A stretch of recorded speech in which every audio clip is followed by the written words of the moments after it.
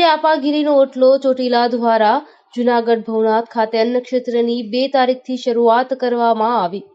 શ્રી આપાગીગાનો ઓટલો ચોટીલા દ્વારા દર વર્ષની જેમ આ વર્ષે પણ પ્રસાદ અન્ન ક્ષેત્રની આજથી શરૂઆત કરી દેવામાં આવી છે। મહંત શ્રી નરેન્દ્ર બાપુ દ્વારા જણાવવામાં આવ્યું હતું કે વધારેમાં વધારે લોકો આ અન્ન ક્ષેત્રમાં પ્રસાદી લે। બધી જ રસોઈ શુદ્ધ ઘી અને સિંગ તેલમાં બનાવવામાં આવે છે।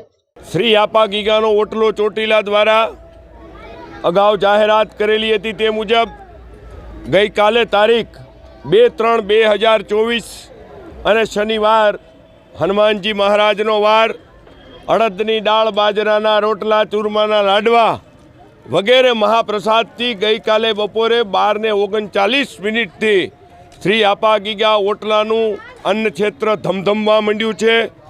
પરમ કૃપાળુ પરમાત્મા સોમનાથ મહાદેવ, ભવનાથ મહાદેવ, દ્વારકાધીશ માં બહુચરાજી અને માં અંબાના આશીર્વાદથી ખૂબ મોટા પ્રમાણમાં લોકો હજારોની સંખ્યામાં મેળાની શરૂઆત પહેલાં જ મેળો માણવા માટે આવી ગયા છે અને શ્રી આપાગીગા ઓટલાના અન્ન ક્ષેત્રની અંદર સૌ પ્રેમથી મહાપ્રસાદ આરોગી રહ્યા છે।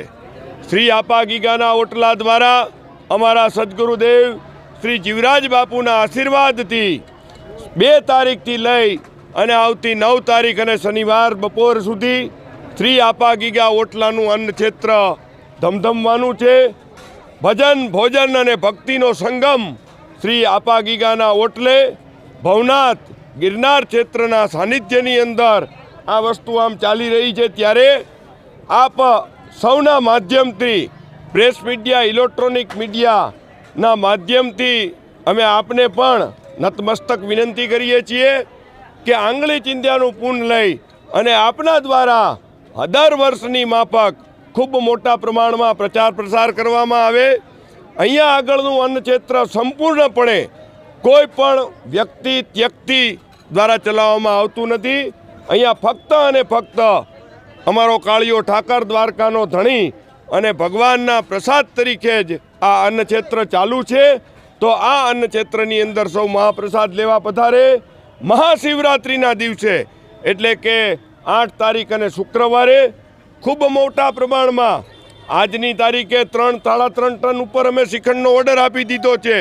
શ્રીખંડ હોય, રાજગરાના લોટની પૂરી હોય, રાજગરાનો શીરો હોય કે હામાની ખીર હોય, સૂકી ભાજી હોય, સામાની ખીચડી હોય, કઢી હોય, આવી અનેક વસ્તુઓ દ્વારા સવારથી લઈ અને સાંજ સુધી સંપૂર્ણપણે મહાશિવરાત્રિના દિવસે ફરાળની વ્યવસ્થાઓ પણ રાખવામાં આવી છે। દરરોજ સવારે 10-10:30 વાગ્યાથી ભોજન મહાપ્રસાદ, સવારે 6-7 વાગ્યાથી લઈ અને ચા, પાણી, નાસ્તો, ગુંદી, ગાંઠિયા, મોહનથાળ, ચાની વ્યવસ્થાઓ રાખવામાં આવે છે।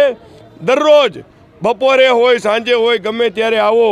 શુદ્ધ ઘીમાં બનેલી 2 મીઠાઈ હોય છે, 2 શાક, દાળ, ભાત, રોટલી, ફરસાણ, અન્ય સમગ્ર મામલે રોટલી સહિતની દાળ, ભાત, શાક, રોટલી વગેરે ભગવાન ભોળાનાથનો મહાપ્રસાદ, માં ભગવતીનો મહાપ્રસાદ અહીંયા સર્વે લોકોને માટે પીરસવામાં આવે છે।